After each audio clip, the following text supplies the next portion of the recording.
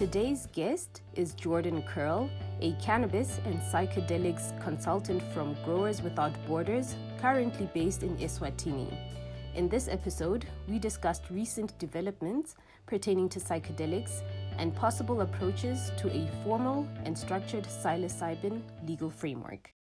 Hi, good afternoon, Jordan. How are you doing today?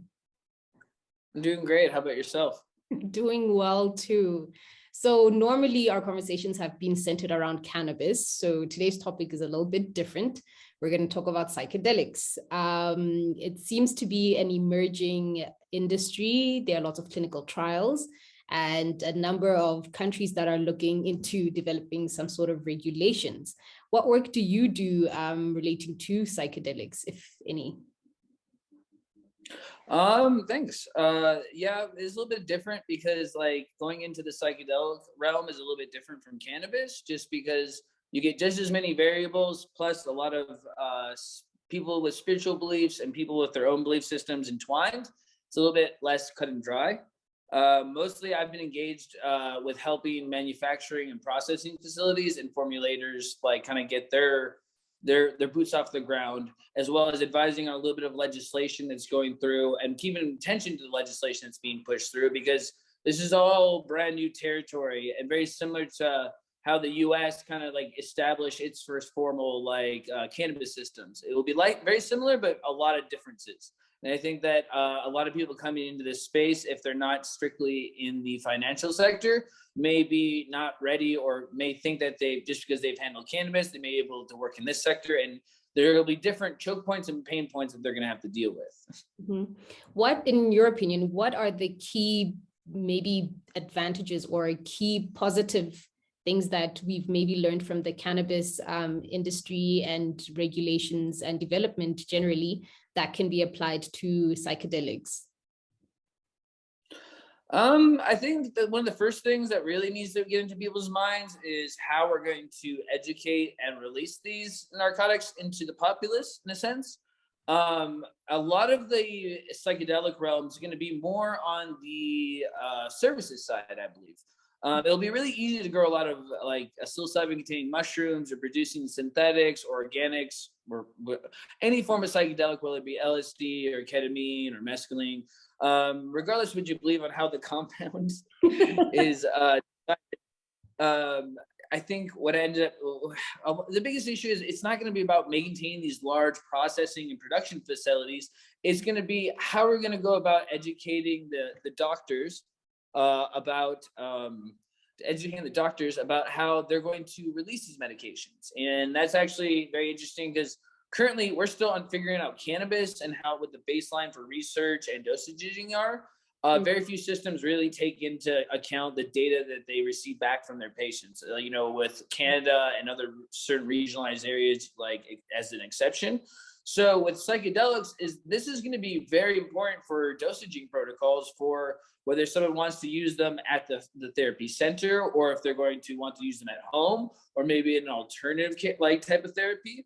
I'm really a big proponent of like group therapy for, say, veterans or people affected by substance abuse syndrome, or there's a lot of different ways to look at it. And I think that instead of basically worrying so much about production, and which is what kind of hemmed up cannabis in Canada and abroad, people need to be focusing on how they're going to refine their research and development protocols, their formulation, their IP, and basically how they're going to do their services. I don't like using that word because it's a little clinical, but services for how these psychedelics are issued. And everybody kind of has their own idea and version of how that should be done. And I think we need to start kind of at the beginner level, which is, establishing what are the safety concerns, what are, that's going to come down to the physician. That's basically the physician saying, hey, do you have a history of mental illness in your family? Do you have high blood pressure? Are you at risk for stroke?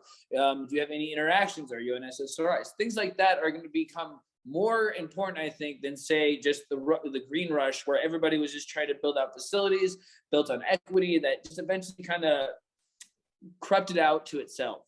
And so with this new space, I'm really hoping people are learning from their past mistakes, and maybe not just throwing all their money into it, doing a little bit more due diligence, because it is a more refined space and it is a more advanced space. I think you're going to see almost like a hyper focused version of what we saw in the cannabis space, which is like, not everybody's and their grandma's done mushrooms before or has maybe tried LSD 25. But, it's going to be a different experience when they walk into that clinic for the first time and actually go, okay, what are we treating you for? And are you going to be treated in the right way? We've seen what unregulated ibogaine and ketamine clinics have kind of done in Mexico and other places. And we don't want that. We want standards. We want procedures. We want safety protocols. We want to have to know that doctor will be there in case something bad happens, or at least if you're going to do this without a doctor's oversight, that you have all the knowledge and tools and everything in hand, say, in case something goes wrong, and all the information, prepare yourself for success. And that includes the follow-on activities and whatever therapy that you're integrating with your psychedelic experience.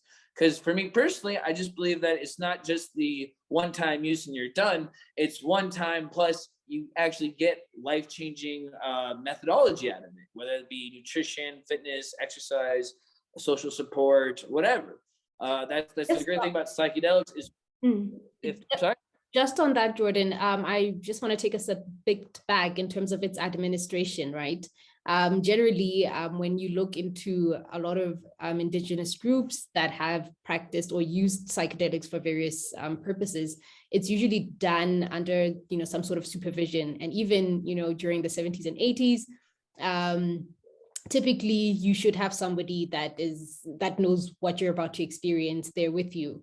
So when we're talking about developing an industry and providing such a service, are we talking about administering it to patients in a clinic or in a resort, somewhere where they stay for maybe a day or so and stay for observation? Or because it's, target, or it can be used for treatment of PTSD, depression, anxiety, and so on, are we looking more towards a framework where patients can be prescribed psychedelic or psilocybin-based medicines and can consume it themselves? Or are we still maybe at the earlier stages of that? That's a good question. And it kind of rolls into the ideas like, does your prescriber have to take the medicine or, psilocybin containing narcotics in order to best, dish them out? And I don't think that's true. I'm actually on the fence about it, but I think just like a doctor shouldn't have to take Oxycontin or a benzodiazepine to know that it works. As long as they know that the protocol in place works, then and they're up to date on their schooling, then that shouldn't be a problem. I think that maybe the methadone approach might be kind of like the best way to go about it, just because, and method being, after a certain amount of time when people are comfortable with it, then they can take it home and be trusted with it. And so I think to start people off, it will be really important to have distribution points that give every sort of information possible for what they may experience. And that's where this is more of a service industry in a sense, because there'll be a place for people to go and do it in a clinical manner, which will be more comfortable for them, because they'll see it truly as going in for a treatment, and they want to associate that with going in as treatment. And then when I'm done, I'm done. There's people that may be a little bit more spiritual about it and want to do it within that framework, whether it be culturally significant or be spiritual within their religion. A lot of information, especially with people that are, Christian, Muslim, Jewish, one of the things that people are continually seeing, and with like preliminary data saying, 80% of people actually speak to God while on psilocybin containing mushrooms. So, I mean, there's not just the medical, therapeutic aspect. There's also the fellowship and the religious aspect that some people may not have known existed. So I think to start it out, you just have to have all forms available in a sense, but also make sure that information is really driven home to that person. I think starting out with maybe like end of life care and towards like more serious issues like PTSD. But the truth is, these have been used very informally for a very long time. So there's going to be regulated use regardless. So I think any distribution points focus should be safe use and harm reduction, which means if you're not going to even sell to the person, you might as well give them all the information, right? And if they wish to choose, you can give them all the options, and they can choose to do it at the clinic. They can choose to do it with their friends. But the goal would be to keep it in the medical realm, but not forget that, hey, people like to take narcotics. Substance abuse is a thing. And that's why actually going and talking to a doctor is the important part, Because say if someone's got a precursor to methamphetamine or cocaine addiction, maybe giving them LSD 25 would be a bad idea. Yeah. Psilocybin, you don't have to worry about that as much. There's no amphetamine tail. There's very like low risk when it comes to people with substance abuse problems. Generally, you can't overdose from any of these alkaloids, or not that we know of yet. I'm sure synthetics might come on board that might prove differently, like they did with cannabis or cannabinoids. But yeah, at this time, I think you need to take a realistic approach, which is that these have been used for over decades now in a informal fashion. So to exclude all the informal information because it wasn't documented in the right way is Haagen-Dazs. I think you need to include that and allow that, because that's how humans are. You know, we have safe injection sites or safe use sites for alcohol. We should have safe use sites for injection drugs. We should have safe use sites for psychedelics. And that's really what it is. It's just more about preventing people from going down the wrong path and having a bad experience, which is the exact opposite of taking medicine. And that's one of the biggest mistakes I see by people, just like taking edibles, they may overdose on cannabinoids and create a bad experience. Or just like with mushrooms, if it's not the right place, it's not the right time, you could just end up with a bad experience. It'll be more harmful than beneficial. Mm-hmm. So Jordan, speaking again about the regulations and so on, there are very few states globally that have regulated mushrooms. I think some of the examples that we have currently is the Netherlands, and that's for truffles, which is a little bit different. The state of Oregon is quite advanced in their program, and Lesotho is probably and likely to be the first African country to publish regulations dealing with psychedelics and psilocybin. And with that said, and taking into account the lessons we've learned from cannabis, can you tell us a bit about, one, the costs involved with participating in the industry? Because I think that has been a persistent challenge that a lot of countries across the continent have still not resolved. So what are the costs like of having a psychedelics facility, or just being able to grow? And two, what do we need to know in terms of like security? Are we likely to see the same sort of laws relating to needing to have a fence and cameras and so on to set up such a facility, or could we maybe anticipate more relaxed laws around this? Good question. I think as far as the entry point, where you'd probably get most of your hindrance at, would be the cost of the licensing is probably going to be one of the biggest one that we probably will see from cannabis, because any new hot item or industry, they're going to try to raise the price because they know people are going to be putting investment into it. It's very interesting. It depends on your jurisdiction. I actually just recently found out since our last conversation that Jamaica has imported or exported 20 kilos of psilocybin-containing mushrooms to the U.S. in San Diego. Now, the cost to get that a DEA-approved license to work with Schedule 1 and Schedule 8 narcotics, you're talking millions of dollars for that facility, if not, $10 to $20 million starting point. So they're already working with universities that were accredited and working with the DEA.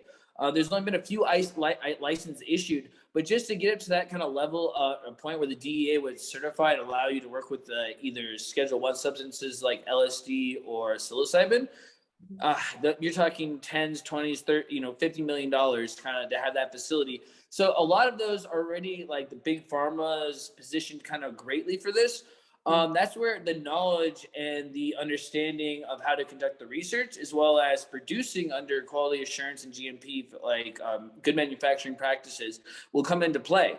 Is because a lot of people have grown in aquariums before, and a lot of people have grown in very informal places, but now a lot of people have grown under good, agriculture and collection practices, or good collection or good lab practices, or good manufacturing practices. So that's what we'll see, the same hiccups that we saw with the cannabis industry. But I think you'll just see more established firms probably open up to be psychedelic work that are really better positioned for it. It's just because you'll be able to produce a large amount of psilocybin if people decide not to go the synthetic route, very, very easily in a small amount. And so any lab that already has accreditation or anything like that may just want to expand versus trying to integrate, or work with another entity, right? If they've already got what I noticed about the big company that was working in San Diego is they've been doing certain testing with the government for a while. So it's just they already worked.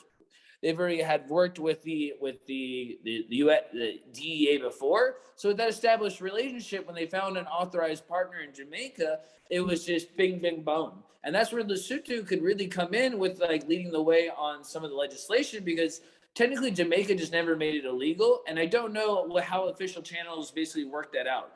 And that's been the big issue with cannabis deal flow, is that it's mostly been privatized. And you'll probably see a lot of that with the psilocybin sector. Internationally speaking anyways. But being one of the first countries to actually have legislation that says, no, this is legal, we're allowing it, we've created a system. Why has there been more shipments of psilocybin out of Jamaica than cannabis? And we all know Jamaica is known for their cannabis. It's because the legislation wasn't done right, or the quality of the product wasn't what was needed for the rest of the world. And that shows you where those pain points are really at. So, even though they may have sold to the Americans once, hey, there's a lot closer options that might be better and know what they're doing in South Africa or Southern Africa. And it's interesting is because, even though Lesotho is the first to naturally announce that they're going to maybe push forward and get some legislation that allows for not only use inside the country, but for export, we've had in Southern Africa, South Africa in particular, there's been research and development licenses that have allowed for work with psilocybin. But that's been kind of, how South Africa does business, a little bit on the low and a little bit not officially. And they don't want that. Investors want transparency. Just like here in Eswatini, where we don't have a law and we just have a loophole for cannabis. Investors don't want to come and work through a loophole. They want to work with a country that says, yes, we can export. We can make these products. And even if Lesotho doesn't become one of the big exporters of psilocybin, with that legislation in place, you can bring all the certified Sangomas, you can bring all the Europeans, all that investor capital still in to work on the research and development side and the services side. That's really where I think that just like almost the Israeli model could be implicated, where it's like Lesotho is a small country, but with its leadership and advancement in these emerging sectors, they can just take advantage, and they can really bring in that level of expertise that's really missing. And so, and other companies would really want to actually come and do work in Lesotho, research and development wise, and then export that IP to the rest of the world. Because just like Lesotho was leading the way with cannabis, they got a little hemmed up because of legislation work, but now they've got a few better people working for them. So I'm hoping that with this next, legislation draw coming through, psilocybin will be pushed through, and Lesotho would actually be one of the forerunners. I-905 out of Oregon is great, but they're 6 months late, and they can't export outside their own state lines, right? And everywhere else is just decriminalizing it. So Lesotho really does have an opportunity here to really push the edge forward and actually get psychedelic medicine to the level we want to start seeing. Not exemptions, not breakthrough status, showing no. Not loopholes, not gaps, a fully functional, regulated system and framework. Yes, ma'am. Fully, just completely getting done. And I think security-wise, you're not going to have anywhere near the issues. What I'm just okay. You're not going to have people jumping over your fence and trying to take a couple of no. I don't. That's the funny thing is it's such a new thing. I don't think people even understand what they're working with. I've even had cops come through my mushroom grow and leave dried mushrooms. Right, because technically in Eswatini there is no law against psilocybin containing mushrooms. Mycology is legal everywhere, and there's nice exceptions to everything. But yeah, no, people don't mind. It has to be taken care. The security risk I'm more worried about is mental health. Because it's being applied to mental health, there's a lot of issues with people proselytizing and saying how you should take this medication, and it's not data driven. It's not medically driven. And I think that's what we need to be very careful of, is because this is a mind-altering substance and it can leave people impressionable to other things. It's very important that whoever is dishing this medicine out is actually regulated. I'd be more worried about a medicine man or a Sangoma, giving out medicine without any good information than I would say that somebody growing illegally. because somebody that's growing illegally has to keep it sterile and has to keep it clean. That Sangoma or that medicine practitioner or that weird European guy that's telling you how to take mushrooms may just break you off and cause something that was underlying to become a problem for you. Or you might have some kind of issue like heart-wise that underlying you didn't know exists, or SSRIs, which are very prevalent in the country that people don't even think about when they're doing MDMA or if they're doing mushrooms and things like this.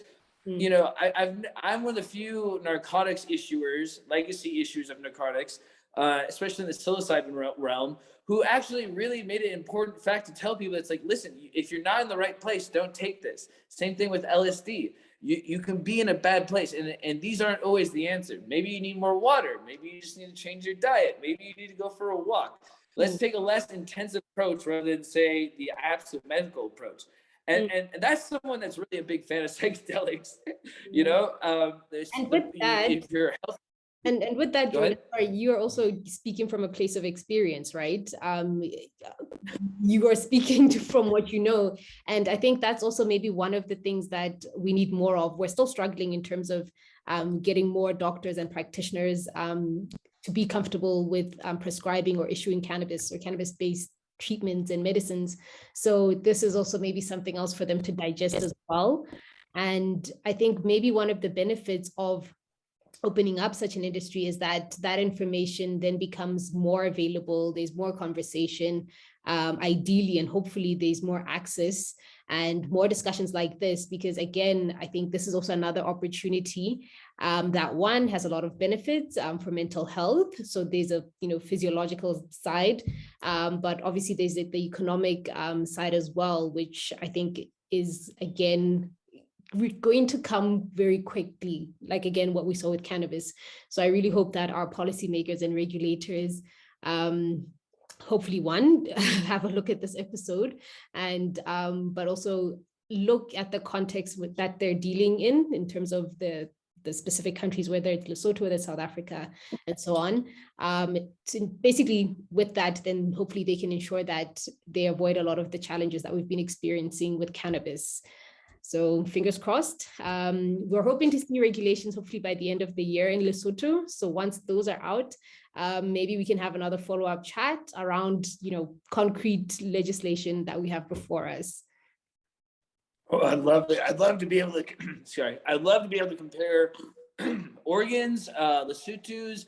I just want to see any development, because I'm scared what I'm seeing in the space when it's unregulated. And so I'm one of the few growers in cannabis and psychedelic people that say, please regulate us. Please give me guidelines on how to dish this out properly. So when people say and argue this, that, I go, no, here's the international standardization. This is what best practices. Let's follow that, please. So yeah, I agree with you 110%.